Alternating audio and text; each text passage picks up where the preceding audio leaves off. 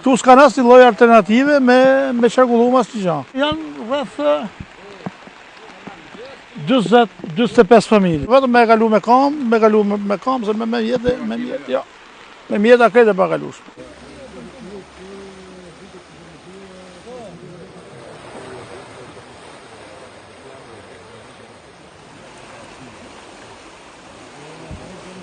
E kemi krijuar një mundësi lidhje të fshatit momentale, por që kjo është jashtë çdo lloj mundësie dhe force të bashkisë për të edhe kapaciteti për ndërhyrje dhe për të dhënë zgjidhje.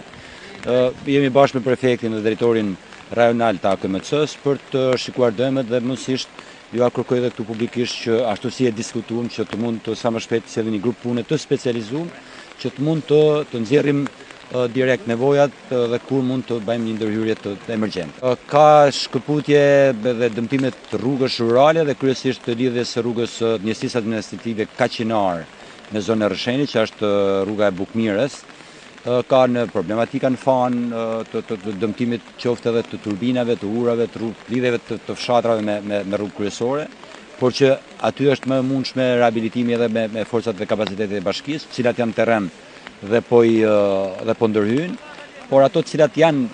jashtë mundësive, janë siç është kjo urë këtu që po e inspektojmë dhe të shohim tani ndërhyrjen që do kemi. Në të gjitha rastet që bashkitë apo drejtuesit e bashkive apo emergjencat civile të bashkive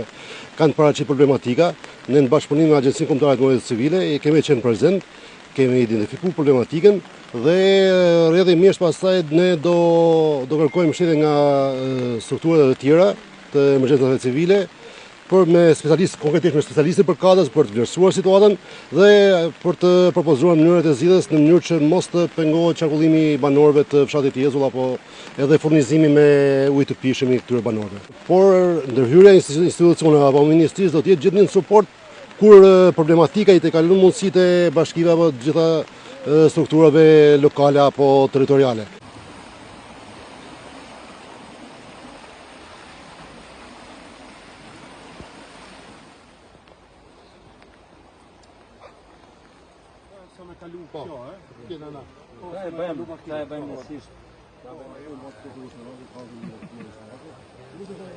Situata është kritike edhe në Tarazh, edhe në Domgjon, edhe në Bukmir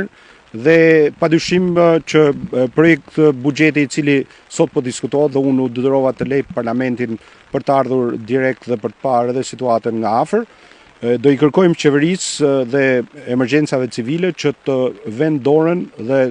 detyrimisht të rrisin fondet, sidomos për zonën e Mirditës dhe për gjithë qarkun e Lezhës, për shkak sepse është bërë një gangrenë e përvitshme, përmbytjet, prishjet, bllokimet e rrugëve dhe padyshim është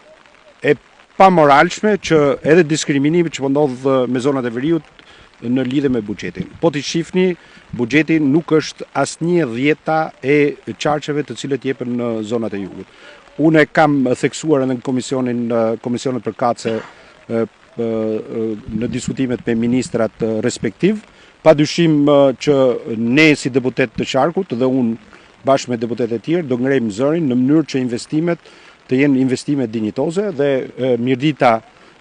ka nevojë për investime shumë dhaja në rrugë dhe po të shohësh infrastruktura e Mirditës është pothuajse e shkatruar totalisht. Janë fshatrat e tëra të cilët nuk kanë rrugë lidhëse dhe nuk është normale, po ashtu ujësjellsa që në buxhetin e 2026 vetëm ujësjellsi i Repsit është parashikuar për tu mbaruar. Shpresojmë dhe do ushtrojmë presion që dhe ujësjellsi i Mirditës të Rrëshenit, të qytetit, të futet në planet e qeverisë për vitin 2026, por njëkohësisht edhe për zonat e tjera, sepse janë edhe kanalet kulluese dhe kanalet vadice të cilët janë problem shumë i madh. Dhe nuk është normale që nga premtimi 5% që qeveria ka kërkuar për bujqësinë, ka shkuar në nivelet e 2.5%, çka tregon që interesi në lidhje me situatën sidomos në zonat e veriut është problematik.